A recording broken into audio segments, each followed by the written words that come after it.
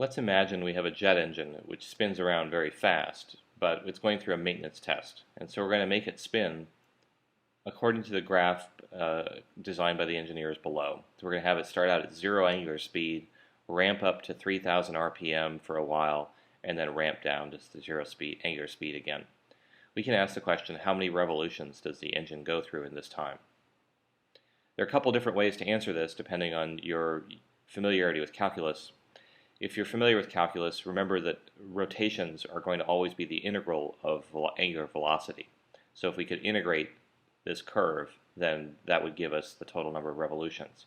Integrals are equal to the area under the curve, so we would just need the area of this graph. And that would tell us that we would get to an answer of 12,000 revolutions. For those of us who are a little bit less familiar with calculus, then just think about what's happening in the various chunks of time here. In the first minute, we started out at a mega naught of 0 and a mega final of 3,000 RPM. Our average speed then is about 1,500 RPM.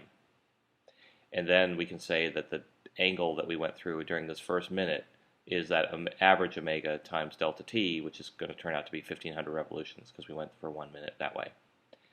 In the second minutes, or I should say minutes 1 through 4, we were at a constant speed of 3,000 RPM, and so the angle that we move through is going to be delta theta is equal to omega naught times delta t, and that gives us 9,000 revolutions because we're going for 3 minutes like that.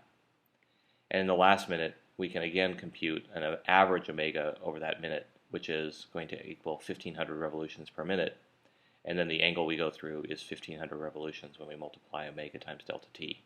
Once again, we get to the same answer of 12,000 revolutions.